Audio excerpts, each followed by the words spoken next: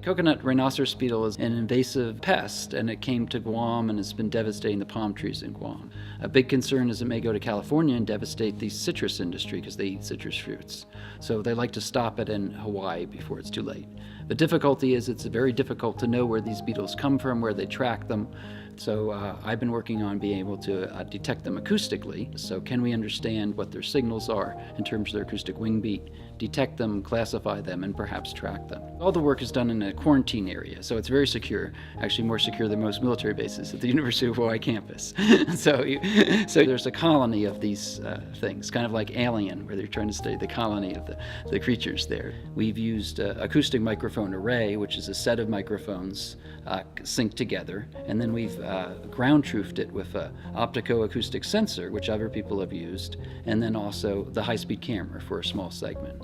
So we're able to get their wing beat frequencies. And typically the adult males, it's around 45 to 50 hertz. We'd like to be able to monitor mulch piles, so you can't just dig around and do that, and that's what large crews the state of Hawaii is spending. So if we can put up passive acoustic sensors, perhaps at night we can detect that they're flying in there. Or we can do it from a trap, coming out of mulch piles, monitoring to see where they fly out at night. You'll have some idea of their dispersal pattern. So we looked at the fluid mechanics of how stinging nettle inject poison. And so this strategy of using a stinger is quite unique in the plant kingdom. It's estimated that around 1% of plants have stingers of some form. Now the nettle family has a unique stinger which looks a little bit like a pipette like this. So it sits on the leaf, and as you touch it, it injects a poison. So this stinger it's a one cell. It has a mineral reinforced cell wall, so think of it as a glass syringe. And it sits on a soft base. First you have to penetrate the skin. So there's a little cap on the stinger that falls off just as you penetrate. That releases a small amount of the poison, so say a few percent. Then you push it down, so you compress the base here a little bit as you do like this, and that releases a bit more. But the majority of the poison is really released in the bending, which compresses this. There's a little poison reservoir. So you can essentially empty the entire thing out. And you can map the float going out as a function of how much you bend it. So understanding the mechanics of stinging objects is important for several reasons.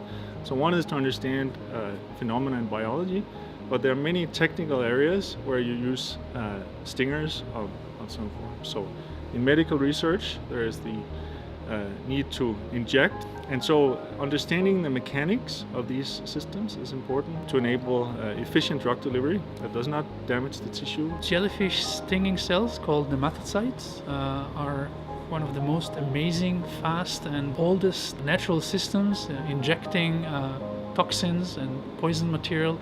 So we're talking about biological cells, something like 10 micron in diameter, that consist a capsule about the same diameter. And inside this capsule there is a needle, what we call tubule, which is folded inside out, ready for being released.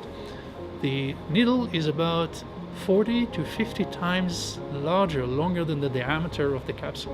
One of the interesting part of how these needles are being released is they are folded inside out like a sleeve that I'm showing here.